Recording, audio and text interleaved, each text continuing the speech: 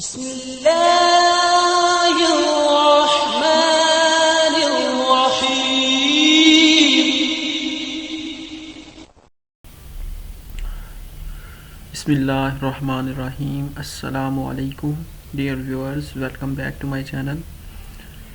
Dear SACSS and PMS aspirants, 18 amendment का जो question है ये CSS और PMS के एग्ज़ाम में पाकिस्तान कॉन्स्टिट्यूशन का ऑप्शनल सब्जेक्ट में, पाकिस्तान अफेयर और पाकिस्तान स्टडीज़ में, और इसके अलावा आपके जो जितने भी मतलब इम्पोर्टेंट टॉपिक हैं जैसे कि गुड गवर्नेंस है, इसके अलावा पाकिस्तान का फेडरेशन है, और मतलब डिफरेंट इसको डिमेंशन से देखें तो ये बहुत ही पाकिस्तान के कॉन्स्टिट्यूशन में 18 अमेंडमेंट को इम्पोर्टेंस हासिल है। और ये क्वेश्चन CSS और PMS के जो एग्ज़ामिनर सेटर हैं उनका मोस्ट पसंदीदा क्वेश्चन है। वो इस क्वेश्चन को डिफरेंट एंगल से यानी कि प्रोवेंस और जो फेडरल मतलब उनके रिलेशन से या इसके जो 18 अमेंडमेंट से क्या अपॉर्चुनिटीज़ पैदा हुई, क्या इसके कॉन्स हैं, डिफरेंट डिमेंशनल एंगल से इस क्वेश्चन को हर तकरीबन 2018 के बाद हर एग्ज़ाम में वो इस क्वेश्चन को लेके आ रहा है। यानी पाकिस्तान अफेयर्स में जो CSS में इस क्वेश्चन को वो पूछता है, इसके अलावा पॉलिटिकल साइंस में इस क्वेश्चन को वो पूछता है क्योंकि उसमें भी पाकिस्तान अफेयर्स का एक टॉपिक होता है। इसके अलावा वो इसको पाकिस्तान कॉन्स्टिट्यूशनल जो लॉ है उसके अंदर इस क्वेश्चन को बड़े डिफरेंट पर्सपेक्टिव से पूछता है। तो दोस्तों ये क्वेश्चन बहुत ही इंपॉर्टेंट है। इंशाल्लाह मैं आपको इस वीडियो में इस 18 अमेंडमेंट के में जो भी मतलब 18 अमेंडमेंट में जो भी कॉन्स्टिट्यूशन में ऑल्टरनेशंस हुई या उसके अंदर एडिशंस हुई तो उनको मैं इंशाल्लाह आपके साथ बहुत ही ब्रीफली और बहुत ही अंडरस्टैंडेबल वे से बताऊंगा ताकि आप इसी जो मैं आपसे डाटा शेयर करूंगा आप तैयार कर लें तो आपका ये क्वेश्चन बेहतरीन तैयार हो जाए। तो दोस्तों सबसे पहले तो हम डेफिनेशन अमेंडमेंट से स्टार्ट करते हैं कि अमेंडमेंट क्या होती है। कि एनी एडिशन या एन एडिशन और ऑल्टरनेशन made to constitution और लेजिस्लेटिव लॉ बिल या लॉज के अंदर जो भी कोई ऑल्टरनेशन की जाए उसको अमेंडमेंट कहते हैं। तो दोस्तों जो 18 अमेंडमेंट थी ये 2010 में जब से पीपल्स पार्टी की गवर्नमेंट थी तो ये 8 अप्रैल 2010 को नेशनल असम्बली में इसको पेश किया गया। तो इस अमेंडमेंट के अंदर तकरीबन 102 यानी 102 के करीब टोटल तौर पे अल्टरनेशन या एडिशंस की गई पाकिस्तान के कॉन्स्टिट्यूशन 1973 में। दोस्तों जब भी पाकिस्तान के कॉन्स्टिट्यूशन की बात होगी कि उसका किसी भी आर्टिकल या किसी भी उसके मतलब पार्ट या उसके किसी भी उसके पेज का रेफरेंस दिया जाएगा तो उससे मुराद 1973 का कॉन्स्टिट्यूशन ही होगा। जो मैं अपनी प्रीवियस वीडियो जिसमें हम लोगों ने बड़ी तफसील से टोटल अमेंडमेंट्स इन पाकिस्तान कॉन्स्टिट्यूशन में पढ़ी हैं 26, तो उसमें मैंने आपको ये बात बड़ी क्लियरली बताई थी कि कॉन्स्टिट्यूशन से मुराद 73 का कॉन्स्टिट्यूशन है क्योंकि जो 62 और 56 का कॉन्स्टिट्यूशन है वो सारे एब्रोगेट हो चुके हैं। और अब ये जो मतलब जो हमारा प्रेजेंट कॉन्स्टिट्यूशन है वो 1973 का है। तो दोस्तों मैं आपको एक ब्रीफली दिखा देता हूँ इसके अंदर जो कि अल्टरनेशन हुई है। ये मैंने बहुत ज़बरदस्त डाटा इकट्ठा किया है, तो अगर आपको ये चाहिए तो मैं इंशाल्लाह आपको फॉरवर्ड कर दूंगा, कहेंगे तो इस पर भी मैं वीडियो बना दूंगा। ये देखें 102 के करीब जितनी भी अमेंडमेंट्स हुई हैं कॉन्स्टिट्यूशन ऑफ पाकिस्तान में, ये देखें, ये मैंने इनको ब्रीफली सभी को बड़े तरीके से डिफ़ाइन किया है कि क्या क्या इसमें हुआ, इसको हाईलाइट किया है। और अगर आप कहेंगे तो इस पर भी मैं तफसीलन एक वीडियो बना दूंगा कि क्या क्या मतलब इसके अंदर पाकिस्तान के कॉन्स्टिट्यूशन में 102 जो एडिशंस या अल्टरनेशंस हुई हैं वो किस किस लिए हुई हैं और क्यों हुई हैं और उनकी इम्पोर्टेंस क्या है और उनके कॉन्स क्या हैं।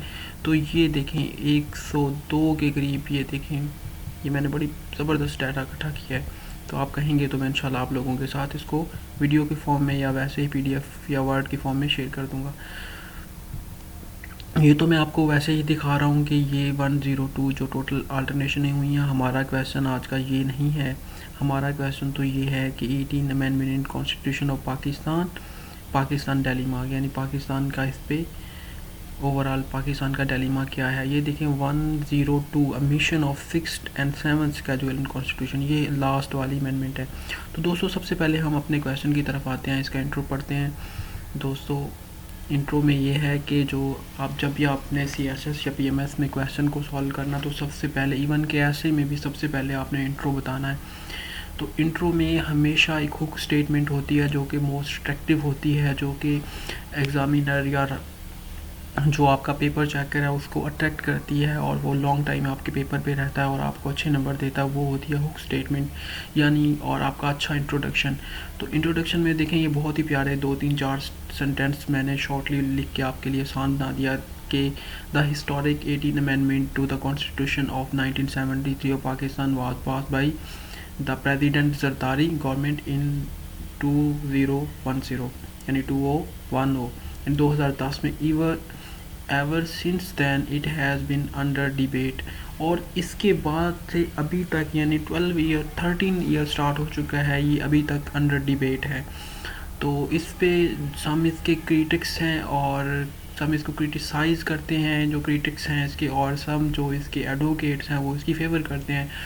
तो जो क्रिटिक्स हैं उनका सबसे बड़ा आर्ग्यूमेंट ये है कि वो कहते हैं it has created a governance gap by, ये मैंने आपको येलो कलर में हाईलाइट कर दिया,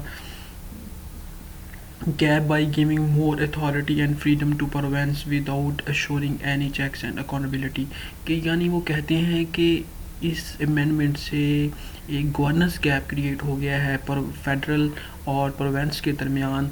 तो असल में कहते हैं कि ये अमेंडमेंट से प्रोवेंस को फ्रीडम और अथॉरिटी दे दी गई without any assuring any checks and accountability, कि उनके ऊपर कोई चेक्स एंड बैलेंस नहीं रखा गया, मतलब उनको डायरेक्ट ही अथॉरिटी दे दी गई जिससे एक गवर्नेंस का गैप क्रिएट हो गया।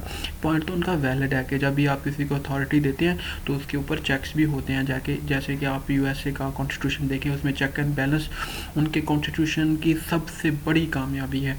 तो चेक एंड बैलेंस के बगैर अथॉरिटी दे दी गई। अब इसके जो एडवोकेट्स हैं दोस्तों वो कहते हैं कि it has strengthened federalism and has put an end to dictatorial और नॉन रिप्रेजेंटेटिव गवर्नमेंट्स।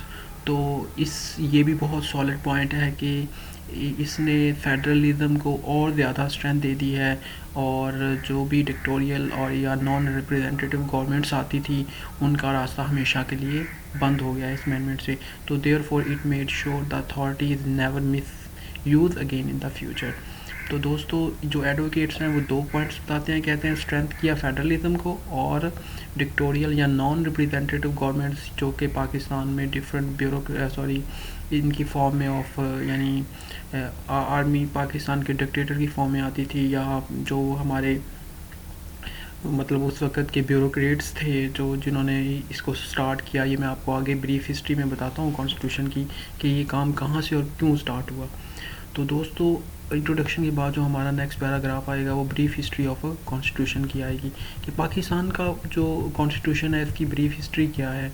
तो दोस्तों सबसे पहले ये कि हमारे जब नेशनल लीडर कायद-ए-आज़म मोहम्मद अली जिन्ना रहमतुल्लाह अलैह की डेथ हुई, तो दोस्तों उनके बाद कोई भी बंदा इस गैप को फिल करने के लिए यानी नहीं था कि Quaid-e-Azam after the demise of Quaid-e-Azam and then Liaquat Ali Khan a few years later a vacuum या अ वॉइड, एक एम्प्टी स्पेस क्रिएट होगी। तो there is no suitable person to fill their respective या पर्सपेक्टिव प्लेसेस। तो दिस वॉइड या दिस वैक्यूम को जो civil services थे ब्यूरोक्रेट्स जो कि जिन्होंने बाद में made an alliance with the military dictators and use the politician against one another as pawns. तो एज पॉन्स का मतलब होता दोस्तों कि ऐसा बंदा जो कि जिसके पास खुद कोई भी अथॉरिटी नहीं होती लेकिन वो दूसरों की अथॉरिटी को अपने डिफरेंट यानी पर्पज़ के लिए यूज़ करता है। तो उन्होंने हमेशा पॉलिटिशियंस को एक दूसरे के ख़िलाफ़ पॉन्स ही यूज़ किया जो कि अभी तक भी होता आ रहा है। तो ये पाकिस्तान के कॉन्स्टिट्यूशन की ब्रीफ हिस्ट्री है। तो इसके में क्या हुआ कि civil military combined rule last for almost 33 years. तो दोस्तों तकरीबन ये सिविल मिलिट्री जो अलायंस से डिफरेंट मतलब दौर में 3 मिलिट्री कॉप्स हुए, जैसे कि फ़र्स्ट 1958 में, सेकंड 1977 में और थर्ड 1999 में हुआ। तो ये 33 साल तकरीबन बनते हैं जो civil military combine rule Pakistan पे रहा इन लोगों का, और अभी तक भी वो इनडायरेक्टली या डायरेक्टली अभी भी उनका इन्फ्लुएंस है। तो further more 3 constitution were drafted and enforce during this time period. The first constitution was abrogated by president Sikandar Mirza. बहुत ही इंपॉर्टेंट MCQ है, अक्सर ही PMS में, जनरल नॉलेज में और पाकिस्तान स्टडी में या इसके अलावा भी पाकिस्तान अफेयर्स में ये बहुत आता है कि फ़र्स्ट कॉन्स्टिट्यूशन किसने एब्रोगेट किया। तो मोस्टली जो बच्चे हैं वो जनरल अयूब ख़ान का नाम लेते हैं, नहीं, हालांकि ये किया था सिकंदर मिर्ज़ा ने। और जो इसने बाद में इससे former bureaucrats and he then pointed general Ayub Khan as chief martial law administrator, और जनरल अयूब ख़ान ने फिर इसको वहाँ से बेदखल कर दिया था। तो दोस्तों ये मैंने येलो कलर में किया, आपको बहुत ही आसान आपके लिए बना दिया, इंशाल्लाह आपको आई होप कि अंडरस्टैंडेबल होगा। तो दोस्तों Ayub Khan introduce the 1962 constitution in which, अच्छा जो सबसे पहला पाकिस्तान का कॉन्स्टिट्यूशन है दोस्तों वो 1956 का कॉन्स्टिट्यूशन है। और ये जो कॉन्स्टिट्यूशन है ये जनाब हमारे एक्स प्राइम मिनिस्टर उस वक़्त के थे चौधरी मोहम्मद अली, इन्होंने मिल के जो उस वक़्त की पाकिस्तान की बेसिक प्रिंसिपल कमेटी थी, जो उनकी सिफारिशात थी उनके तहत मिल के बनाया था। तो उसको 1958 में एब्रोगेट कर दिया गया, और उसके बाद अयूब ख़ान ने एक नया कॉन्स्टिट्यूशन दिया जो कि 1962 का कॉन्स्टिट्यूशन था। ये ब्रीफ हिस्ट्री हम बताएंगे यानी इंट्रोडक्शन के बाद। In which over are centralization was observe and subject that से came under the responsibility of province were hand over to the centre. तो दोस्तों जो 1962 का कॉन्स्टिट्यूशन था ये सेमी प्रेसिडेंशियल या प्रेसिडेंशियल सिस्टम था। तो इसमें over centralization was observe and the subject that came under the responsibility of province were hand over to the centre. तो फर्दर मोर जो Ayub Khan was replace by general Yahya Khan and issue his legal frame, जिसको LFO भी कहते हैं, उन्होंने अपना दिया, which resulted in the disintegration of Pakistan. तो ये पाकिस्तान के जो कॉन्स्टिट्यूशन की एक यानी एक ब्रीफ और एक दुख भरी हिस्ट्री है। तो दोस्तों अब हम आते हैं फेडरलिज्म अंडर 1973 कॉन्स्टिट्यूशन में है क्या। फिर हम 18 अमेंडमेंट को तफसील से पढ़ेंगे कि इसमें क्या क्या मतलब अमेंडमेंट्स की गई। तो दोस्तों बिल्कुल आप बोर ना हो, इंशाल्लाह ये बहुत ही अट्रैक्टिव सेशन है, कोई ज़्यादा बड़ा क्वेश्चन नहीं है तो, लेकिन बहुत ही इंपॉर्टेंट्स बातें आपके साथ हैं, और आपको मैं पूरा क्वेश्चन लिखना सिखा रहा हूँ साथ साथ इसके कि आपको 18 अमेंडमेंट का भी पता चले और साथ ये भी पता चले कि इस क्वेश्चन को पेपर में कैसे किसी भी वो डिमेंशन में पूछे। तो हमने सबसे पहले इंट्रोडक्शन इसी तरह लिख देना है, अब brief history of constitution of Pakistan की भी वैसे लिख देनी है, फिर उसको फेडरलिज्म अंडर 1973 कॉन्स्टिट्यूशन में थोड़ा सा बताना है। ये आप हर क्वेश्चन में ऐड कर सकते हैं। तो 1973 constitution was introduce under Zulfikar Ali Bhutto presidency. Somehow a much better model of federalism was observed. It had many significant, I hope कि आप ये पैराग्राफ को अच्छी तरह अंडरस्टैंड कर लिए होंगे कि जुल्फ़िकार अली भुट्टो जो उस वक्त के प्रेसिडेंट थे उन्होंने इस कॉन्स्टिट्यूशन को इंट्रोड्यूस करवाया और एक बहुत ही अच्छा मॉडल दिया फेडरलिज्म का। इसकी मैनी बहुत सी सिग्निफिकेंट फीचर थी that were later enhance by amendment, जिनको ये देखें ना, अब हम 18 अमेंडमेंट्स के क्वेश्चन को लेके आने के लिए तो कितनी अच्छे एक आगाज़ कर रहे हैं कि इसमें बहुत ज़्यादा अच्छी फीचर थी, लेकिन उनको मज़ीद इन्हांस किया गया उनके अंदर अमेंडमेंट्स करके, जैसे कि from 1947 till 1973 Pakistan had only experience था यूनिकैमरल लेजिस्लेचर। तो उस वक्त पाकिस्तान की एक ही लेजिस्लेचर थी, यानी समझ लें नेशनल असम्बली या सेनेट एक ही थी। तो it relied on the national assembly leading to the population based representation in the parliament and unequal representation. और दूसरा इसके अंदर डिलेमा ये था दोस्तों कि ये जो रिप्रेजेंटेशन होती थी यूनिकैमरल में वो भी on the base of population होती थी, on the base of area नहीं होती थी। अब जैसे बलूचिस्तान है या सिंध है उसमें लोग दूर दूर बहुत ज़्यादा गैप्स में रहते हैं, तो उन लोगों की रिप्रेजेंटेशन बहुत कम होती थी, तो जिसकी वजह से क्या होता था कि वो उन लोगों को उनके राइट्स बहुत कम मिलते थे। तो ड्रॉबैक्स ऑफ यूनिकैमरल का वो यही बताएगा, आप नीचे आएँ तो ये देखें, वो कहता है drawback of unicameral was that large area with less population could not voice their issues. तो this issue was resolve in 1973 constitution. तो इसको 1973 के कॉन्स्टिट्यूशन में बहुत बड़ी अचीवमेंट की इसमें जुल्फ़िकार भुट्टो ने उन्होंने इसको सॉल्व कर दिया। बाई कैमरल लेजिस्लेचर बना दी गई। तो आपसे ये भी एमसीक्यू में पूछा जा सकता है कि बाई कैमरल लेजिस्लेचर पाकिस्तान की किस कॉन्स्टिट्यूशन में बनी, तो वो 1973 में बनी। तो इसमें क्या किया गया, इसमें 2 हाउसेज बना दिए गए, जैसे कि senate with equal representation from all the province and lower house national assembly with the population based representation. तो इसमें आपको पता है 2 हाउस क्रिएट किए गए, पार्लियामेंट सिस्टम को इम्प्लीमेंट किया गया, सेनेट और अपर हाउस और नेशनल असम्बली लोअर हाउस। और जो अपर हाउस में लोअर हाउस में on the basis of population seats को डिवाइड किया गया, और अपर हाउस में इक्वल रिप्रेजेंटेशन वहाँ प्रोविंसेस को दे दी गई। तो दी resources authority and subject were divided between the centre and province, a significant feature of the true federation. So it also stated that the constitution will revise after 10 years if more reforms were needed in the future। तो ये भी इस साथ तहिया किया गया कि constitution को 10 साल बाद मज़ीद रिवाइज किया जाएगा अगर इसमें मज़ीद भी कुछ रिफॉर्म्स की ज़रूरत हुई। तो देखें ये बहुत ही अच्छा कॉन्स्टिट्यूशन था जिसमें उन्होंने जो पहले बनने वाले सभी कॉन्स्टिट्यूशन से ज़्यादा इसमें यानी बाई कैमरल सिस्टम लेके आए, 10 ईयर की रिवीजन का प्रिंसिपल रखा, अमेंडमेंट्स क्रिएट की गई, इसके एब्रोकेशन पे हैवी यानी सैंक्शन लगाई गई। The political atmosphere of the country however did not calm down and Zulfikar Bhutto was overthrown by general Ziaul Haq in 1974 में इनको ओवरथ्रो कर दिया गया। ही मेड फर्स्ट, तो जो 8 अमेंडमेंट्स हैं इस कॉन्स्टिट्यूशन में वो बनाई गई। The first amendment was made in 1974 में, तो while the eighth was finalize in 1895। तो पाकिस्तान के कॉन्स्टिट्यूशन में यानी जो 85 तक 8 अमेंडमेंट बनी, उनमें से जो फर्स्ट थी वो 1974 में दोस्तों, और जो 8 थी वो 1985 में बनाई की गई। तो मैंने एक क्वेश्चन अभी वीडियो शेयर किया जिसमें मैंने पाकिस्तान कॉन्स्टिट्यूशन में जो होने वाली टोटल 26 अमेंडमेंट्स हैं कब हुई, क्यों हुई, कब, और उनके पीछे यानी उनका इनेक्टमेंट कब है, पास कब हुई, और उनके पीछे क्या बेसिक जो मुहर्रिकात थे वो क्या थे। तो वो आप वीडियो ज़रूर देखिएगा, 25 मिनट्स की वीडियो है, बहुत ही जर्नल नॉलेज और मतलब एज ए जो कॉन्स्टिट्यूशन लॉ के स्टूडेंट्स के लिए, बाकी CSS के PMS के स्टूडेंट्स के लिए बहुत ही वो इम्पोर्टेंट वीडियो है, उसको ज़रूर देखिएगा। बहुत ही आसान तरीके से मैंने इन फॉर्म ऑफ प्रेजेंटेशन वो वीडियो बनाई है।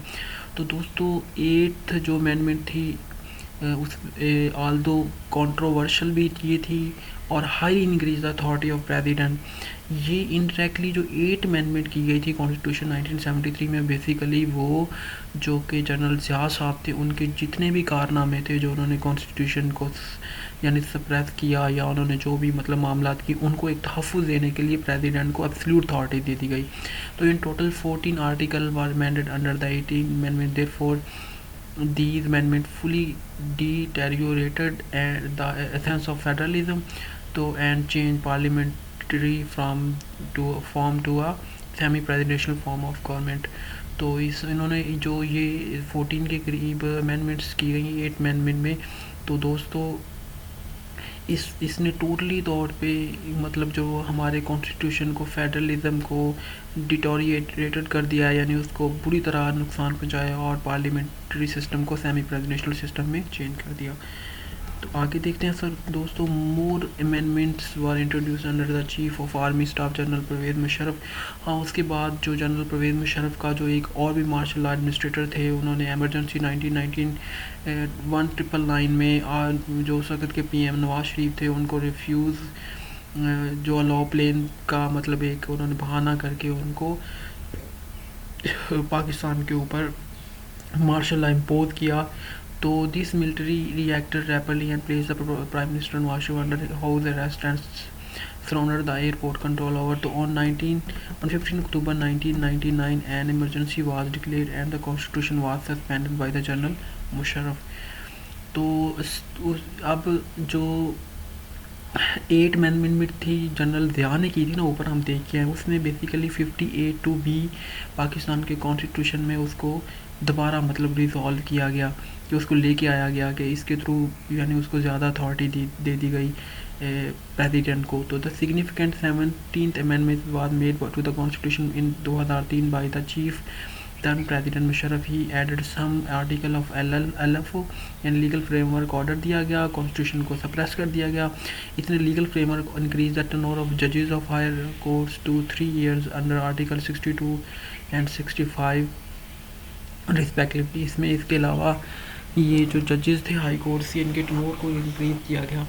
तो दोस्तों इसने जो 17 अमेंडमेंट में मुशर्रफ साहब ने जो कि 19 आप देखेंगे वहाँ पे उस वीडियो के अंदर मैंने बताया कि जो इससे पहले वाली अमेंडमेंट थी यानी कि 16 अमेंडमेंट में उन्होंने जनरल मुशर्रफ जनरल ज़िया के जो कि पार्लियामेंट्री सिस्टम को प्रेसिडेंशियल सिस्टम को पार्लियामेंट सिस्टम में नवाज शरीफ के दौर में चेंज कर दिया गया था, उसको रीस्टोर कर दिया गया और प्रेसिडेंट को अथॉरिटी दे दी गई कि वो डिसॉल्व असम्बली कर सकता है. The rule of prime minister was diminished और उसका ख़त्म कर दिया. That of the president was highly enhanced due to all these unnecessary amendments. The structure of constitution had distorted terribly and a proper amendment was required.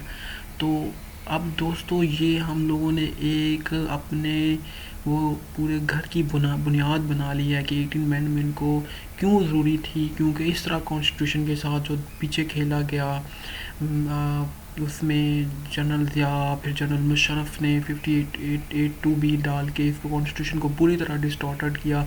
तो उसको terribly जो distorted था उसके लिए एक प्रॉपर अमेंडमेंट रिक्वायर्ड थी. तो वो जो प्रॉपर अमेंडमेंट थी वो 2010 में एक जो पीपल्स पार्टी और पाकिस्तान मुस्लिम लीग नवाज़ के दरमियान एक उन्होंने मिल के एक मतलब आपस में मिल के दोनों इत्तेहादियों ने और उन्होंने एक अमेंडमेंट बनाई 18 amendment up to some extent fix. तो उन्होंने एक 18 amendment of constitution of Pakistan. तो दोस्तों अब बेसिकली हम आते हैं कि 18 अमेंडमेंट है क्या, यानी अब हम अपने बेसिक क्वेश्चन की तरफ आ चुके हैं क्योंकि अभी तक तो हमने इसकी बुनियादी डाली थी. अब हम मेन क्वेश्चन की तरफ आते हैं. तो दोस्तों 18 amendment to the constitution of Pakistan contain some very strikingly significant feature. तो इसमें बहुत ही जो अहम कुछ फीचर्स हैं इसकी. It aim to restore parliamentary sovereignty. इसने पार्लियामेंट्री जो सॉवरेनिटी थी उसको इसने रीस्टोर किया, यानी कि जो प्रेसिडेंशियल सिस्टम था उसको वापस जो पार्लियामेंट्री सिस्टम में लेके आए by transferring power from the president to the prime minister, जो सबसे बड़ा काम इसमें हुआ. इसके अलावा डिसेंट्रलाइजिंग द फेडरल सिस्टम, ये बहुत बड़ी बात हुई इसमें जो कि पाकिस्तान के कॉन्स्टिट्यूशन में पिछले 70 साल में नहीं हुई थी. तो improving the relationship between the centre and province and इसके अलावा प्रोविंस और सेंटर के दरमियान रिलेशन इम्प्रूव हुए जब सिस्टम डिसेंट्रलाइज हुआ. Resolving the inter provincial issues, और इसने जो इंटर प्रोविंशियल इश्यूज़ थे उनको भी काफ़ी हद तक रिजॉल्व किया. जब प्रोविंसेस के पास अथॉरिटी इंक्रीज़ हुई तो उनके अंदर लॉ एंड ऑर्डर, एजुकेशन, मैं आपको बताऊंगा इसमें तकरीबन 47 या 48 के करीब सब्जेक्ट्स हैं जिन पे जो कि वो प्रोविंस को अथॉरिटी दे दी गई उनमें. तो दोस्तों सबसे पहला इसका 18 अमेंडमेंट का जो कि 102 में से हम वो पढ़ेंगे जो हमें ज़्यादा इंपॉर्टेंट्स हैं या जिनके रिलेटेड वो क्वेश्चन पूछेगा. तो इसने पार्लियामेंट्री सिस्टम को स्ट्रेंथ किया. The role of prime minister was enhance by revoking article 52B and handing over the authority back to him, यानी प्राइम मिनिस्टर को. The president power to appoint the governors were also altered and the appointments were to be made by the president on the advice of the prime minister only. और जो governor की तैनाती भी अभी भी आपने देख रहे होंगे जो PDM की गवर्नमेंट थी इसमें भी उन्होंने प्राइम मिनिस्टर ने गवर्नर्स को लगाया, तो वो भी यानी वो रिमूव कर दी गई प्रेसिडेंट से और इसको दे दी गई. तो दोस्तों the role of senate was also enhanced. इसके अलावा जो सेनेट के रोल को भी इन्हांस किया गया. 23 senators were to be elected from each province, hence to ensure equal representation the seat distribution for each province made as follow. इसमें 14 general seats होंगी, 4 रिजर्व फॉर उलेमा या टेक्नोक्रेट्स की होंगी, 4 रिजर्व फॉर वुमेन होंगी और 1 for non Muslim या minorities होंगी. इसके अलावा further more according to article 91 of the constitution of 18 amendment under the 1973 constitution, the cabinet member will be held responsible to both the senate and the national assembly. हाँ, जो इसमें मज़ीद यानी 91 और इसके पैराग्राफ 4 में 18 अमेंडमेंट में ये आल्टरनेशन या एडिशन की गई कि जो कैबिनेट होगी वो बोथ हाउसेस को मतलब आंसरेबल होगी, उसको वो दोनों हाउसेस को जाके आंसर देगी। तो article 89 ensure that the ordinance can not be issue in the absence of the senate और नेशनल असम्बली। तो आर्टिकल 89 में ये भी शोर किया गया कि ऑर्डिनेंस मतलब सेनेट और नेशनल असम्बली की दोनों ही की अब्सेंस में कोई भी ऑर्डिनेंस नहीं दिया जा सकता। Therefore strengthening and improving the parliamentary system और पाकिस्तान। तो इसमें दूसरा दोस्तों पहला तो पार्लियामेंट्री सिस्टम को स्ट्रेंथ दिया गया, दूसरा इसमें administrative relationship between the centre and province को इम्प्रूव किया गया। Administrative relation between centre and province में क्या हुआ, द 18 अमेंडमेंट रिवाइज आर्टिकल 144। ये कुछ आर्टिकल्स हैं, इनको बस याद कर लें इंशाल्लाह, ज़्यादा नहीं, अब तो तकरीबन ये क्वेश्चन ख़त्म होने वाला है क्योंकि इसमें हम कोई 5-6 जो इम्पोर्टेंट्स पॉइंट्स हैं वो ही पढ़ेंगे और बाकी इंशाल्लाह आप लोगों को मतलब मैंने वैसे ही वो डाटा शेयर कर देना है। तो इसमें आप देखें ये बहुत ही इंपॉर्टेंट पॉइंट है। तो administration relationship between centre province में इम्प्रूव हुए, were granted the right to repeal or amend any legislation crafted by the parliament for one or more provinces। तो इसमें ये भी बताया गया कि provinces assembly were granted the right to repeal or amend any legislation crafted by the parliament for one or more provinces on matters not mentioned in the federal legislative list। तो ये province को authority दे दी गई कि जो federal legislative list है जो एक फेडरेशन के पास होती है, अगर उसमें कोई चीज़ मेंशन नहीं है और उस पर यानी फेडरेशन अपना कोई अमेंडमेंट कर देती है तो प्रोविंस असम्बली के पास अथॉरिटी है कि वो उसको अमेंड भी कर सकती है और रिपील भी कर सकती है। तो ये बहुत बड़ा एक अचीवमेंट थी। इसके अलावा जो आर्टिकल 160 था उसमें एक बार और on reduction in provincial share in the national federation यानी NFC वार्ड के ऊपर जो एक बात होती थी कि उनका शेयर रिड्यूस कर सकते थे फेडरेशन, तो वो ख़त्म कर दिया गया। The constitution state that the NFC is to be revise after every 5 years and the periodically make recommendation to the president. तो इन द 2010 NFC वार्ड, इसमें जो 2010 का NFC वार्ड था, the share of province was increase 57.5%। तो इसको 57.7% तक तकरीबन लेके चले गए। The amendment of the article 160A prevents the share of province from being reduce. और इसमें ये भी किया गया कि प्रोविंस का जो शेयर है वो हर NFC वार्ड में पहले से वो ज़्यादा होगा। Therefore the 18 amendment made province relatively stronger and ensure provincial autonomy in the many matter. The enhancement of the council of commission interest CC एक, फिर इसके अलावा एक जो CC यानी काउंसिल ऑफ कॉमन इंटरेस्ट थी, उस resolve the reaming issues of federation province relation. तो ये भी MCQ आ सकता है कि जो फेडरेशन और प्रोविंस में ये यानी उनके रिलेशंस में जो एक इश्यूज आते हैं तो उनको कौन ख़त्म कर सकता है, तो उनके लिए एक काउंसिल जो थी काउंसिल ऑफ कॉमन इंटरेस्ट इसको अथॉरिटी दे दी गई। तो दोस्तों रिवाइज आर्टिकल 140 को रिवाइज किया गया, शोर किया गया the devolution of authority and step towards good governance, यानी कि डेवोल्यूशन ऑफ अथॉरिटी की गई। Each province was asked to create a local government system. Devolution of authority का मतलब है दोस्तों कि फेडरेशन से जो इख्तियारात हैं वो प्रोविंस और प्रोविंस से लोकल गवर्नमेंट्स को दिए गए, यानी निचले तबके तक इख्तियारात को मुंतकिल करने का नाम डेवोल्यूशन ऑफ अथॉरिटी या डेवोल्यूशन ऑफ पावर होता है। तो इसमें आर्टिकल 140 जो है कॉन्स्टिट्यूशन में उसमें एक अमेंडमेंट की गई और डेवोल्यूशन ऑफ अथॉरिटी की गई। They administrator political and financial responsibility were then transfer to the elected representative of local governments. तो लोकल गवर्नमेंट्स को ये इख्तियार दिए गए। 18 amendment also improve the national economic commission. इसके अलावा NEC जो था उसको भी उसने काफ़ी स्ट्रेंथ किया। Under the amendment 156 which takes care of economic policy of the province and federal government. तो जो नेशनल इकोनॉमिक कमीशन जिसके हेड हमारे फिनांस मिनिस्टर होते हैं, उसके भी रोल को इम्प्रूव किया गया। इसके अलावा amendment of article 172(3) ensure joint ownership of property, declaring equal sharing of gas, oil and territorial waters between the center and the respective province, therefore enhancing the economic condition of the province। दोस्तों, enhance the role of council of common interest को enhance किया गया। अब जो council of common interest है, although constitutional body थी, was insignificant over the past year, इसमें कोई इसकी इंपॉर्टेंस नहीं थी इतनी ज़्यादा। तो एक न्यू क्लास को ऐड किया गया 173 को, which stated that the council of common interest will resolve and discord and conflict of power sharing between federation and province. तो जो काउंसिल ऑफ कॉमन इंटरेस्ट है, इसको ये मतलब इख्तियारात दिए गए कि वो डिस्कॉर्ड्स को रिजॉल्व करे और कन्फ्लिक्ट को जो कि पावर शेयरिंग में है फेडरेशन और प्रोविंस में। तो according to the amendment the article, the prime minister shall be the head. जो काउंसिल ऑफ कॉमन इंटरेस्ट है, इसके दोस्तों जो हेड होंगे वो प्राइम मिनिस्टर ऑफ पाकिस्तान होंगे। इसके अलावा तमाम जो प्रोविंस के चीफ मिनिस्टर हैं वो भी इसके मेंबर होंगे, और 3 फेडरल गवर्नमेंट के नॉमिनेटेड मेंबर होंगे, जो कि कोई भी मिनिस्टर यानी कैबिनेट के हो सकते हैं, जिनको प्राइम मिनिस्टर नॉमिनेट करता है। तो टोटल जो इसके मेंबर होते हैं वो 8 होते हैं।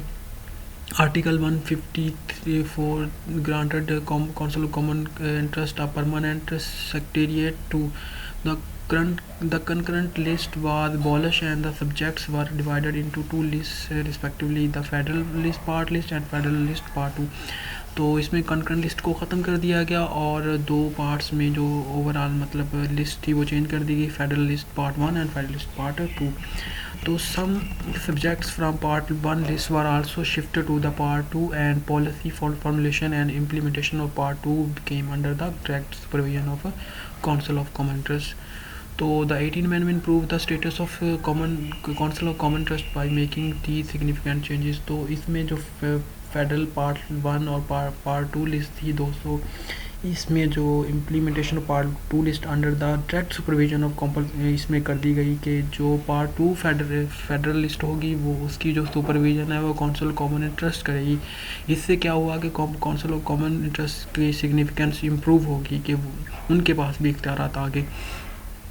तो दोस्तों आगे इंडिपेंडेंस ऑफ जुडिशरी है कि a new procedure for the appointment of जजेस फॉर इंट्रोड्यूस। इसके अंदर ये भी बहुत इंपॉर्टेंट था कि पहले जो कि इख्तियारात थे मतलब इसके पास प्रेसिडेंट के पास अपॉइंटमेंट जजेस की विद द मतलब सिफारिश ऑफ या with the advice of chief justice of Pakistan of supreme court. तो लेकिन वो अब चेंज करके वो इख्तियारात जुडिशल कमीशन को दे दिए गए। The responsibility of appointing the जजेस were under over the to the Judicial Commission, a body of 7 people and headed by Chief Justice of Pakistan. It also includes 2 senior judges and Supreme Court, the Attorney General, the Federal Minister, a retired judge of the Supreme Court and a senior advocate।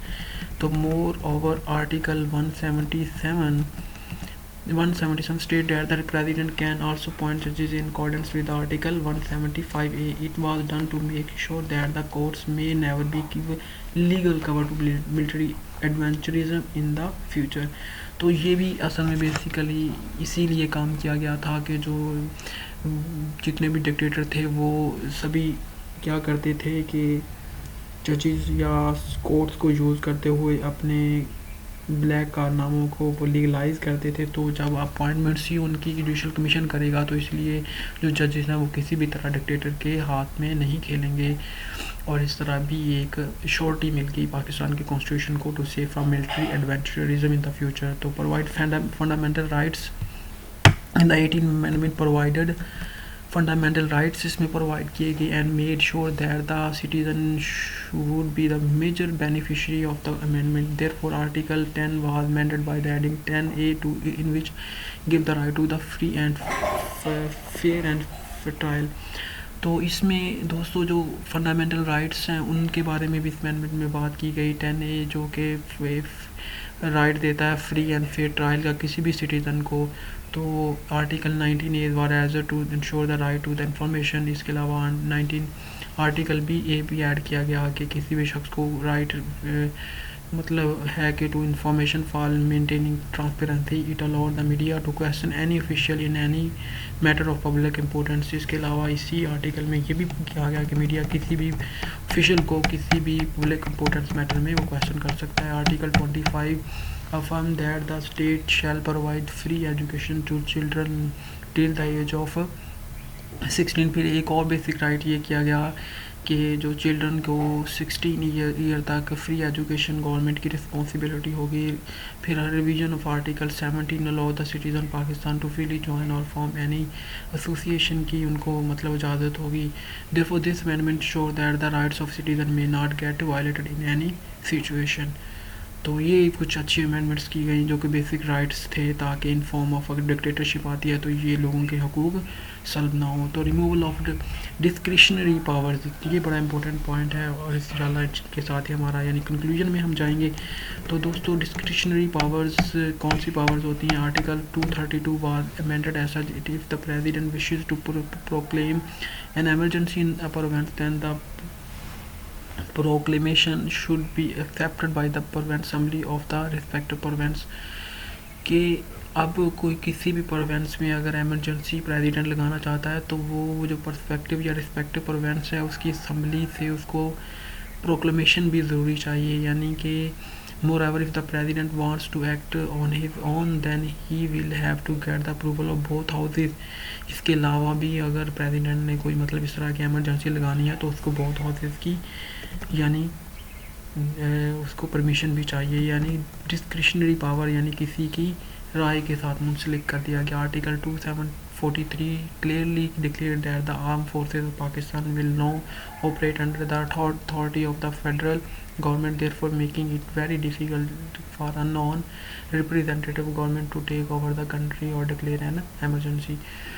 तो दोस्तों जो 243 यानी 43 article था उसमें ये कहा गया कि आर्म फोर्सेस पाकिस्तान की will no operate under the authority of the federal government के।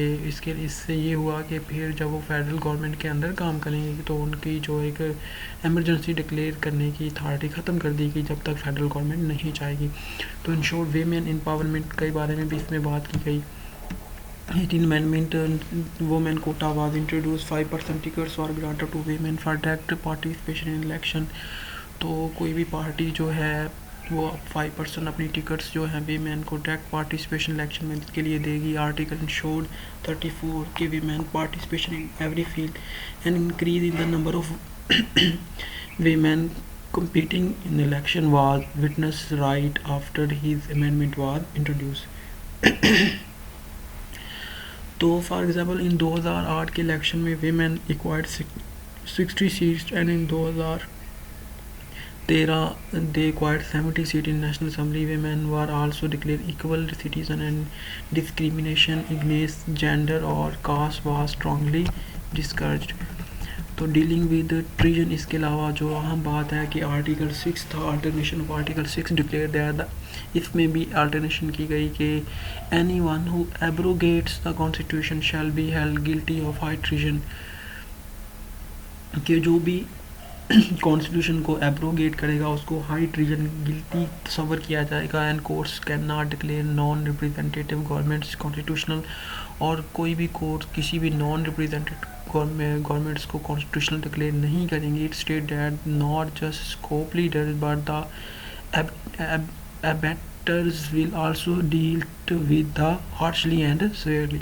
तो दोस्तों इसमें ये कहा गया कि इसमें ना कि सिर्फ जो मतलब जो डिक्टेटर हैं मेन जनरल्स हैं वही इसके रिस्पॉन्सिबल होंगे, बल्कि जो सहूलतकार भी होंगे ना उनको भी वही सज़ा मिली जाएगी।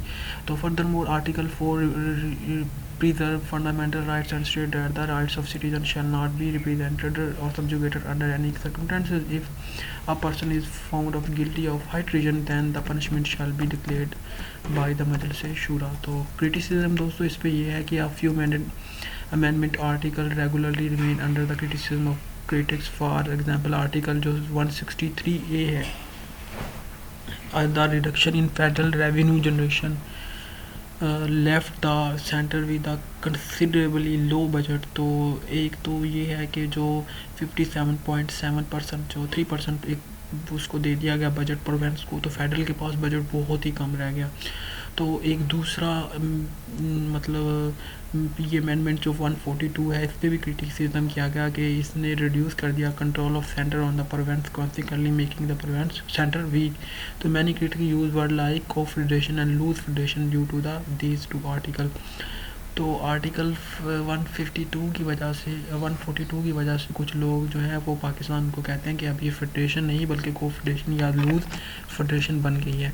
तो एक अदर ये किया गया। Another major defect in the eyes of critics in 17 article A में है कि the critics argued at the intra party election to choose the head और party president promote hereditary politics and there is a need for their elimination. तो ये भी एक वो कह रहे हैं कि बड़ा मसला बन गया है कि इंट्रा पार्टी इलेक्शन जो कि एक हेरिडिटरी मतलब पॉलिटिक्स को जन्म दे रही है, तो ये भी ख़त्म करना चाहिए। इसके अलावा the abolishment of the concurrent list and the hanging over almost 47 subject to province is not considered very wise by many analysts because the province are incapable of dealing with the this increased responsibility। तो जो concurrent list ख़त्म कर दी गई और 47 मैंने शुरू में भी आपको बताया था कि करीब जो सब्जेक्ट्स हैं वो प्रोवेंस को डायरेक्टली या इनडायरेक्टली उन पे अमल दरामद खुद कराना होगा। तो ये प्रोवेंस के पास जैसे कि पंजाब तो स्ट्रॉन्ग था, तो कुछ प्रोवेंस जिनके पास ये एबिलिटी नहीं थी इतना अच्छा, उनके पास यानी कि ब्यूरोक्रेटिक स्ट्रक्चर नहीं था, तो उनके लिए काफ़ी मुश्किलात अभी भी पैदा हैं और हुई भी थी। तो due to amendment the respective department of the education, government, drugs, crime, population health, national projects got hit badly, the shifting of these subjects back to the federal government should be considered. Beside the above mentioned criticized article, 3 more articles are usually subject of the critics। तो the article include article 24 है दोस्तों on the right to education, article 140 on the local government system और article 153 on the council of common interest. ये articles को भी जो critic है इनमें डिफरेंट लिहाज से वो करते हैं। तो दोस्तों these article are very admirable but despairingly no proper way is suggested to implement these provisions.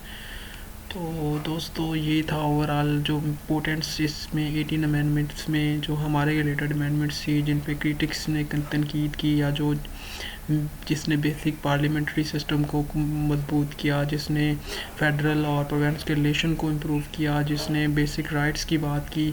तो ये ओवरऑल हम लोगों ने पढ़ा है। तो दोस्तों ये 102 टोटल अमेंडमेंट्स थी जिसमें हमने वही पढ़ी जो कि बहुत इम्पोर्टेंट्स थी और जो हमारे क्वेश्चन को डिफरेंट डिमेंशन में डील करेंगी। तो अगर आपको ये वीडियो अच्छी लगी प्लीज़ इसको लाइक करें, चैनल को ज़रूर सब्सक्राइब करें, इस वीडियो को उन दोस्तों से शेयर करें जो CSS PMS की प्रिपरेशन कर रहे हैं, क्योंकि आप किसी की हेल्प करेंगे तो इंशाल्लाह अल्लाह भी आपकी मदद करेंगे। तो दोस्तों अगर आपको ये ओवरऑल 102 में मतलब अमेंडमेंट्स चाहिए तो कमेंट सेक्शन में बताइएगा, अपना ईमेल वगैरह शेयर कीजिएगा, मैं इंशाल्लाह आपको ये फॉरवर्ड कर दूंगा। तो अपनी दुआओं में मुझे याद रखिएगा, इंशाल्लाह फिर मिलेंगे नेक्स्ट किसी अच्छी मतलब टॉपिक के साथ। फी ईमानिल्लाह, अल्लाह हाफिज़।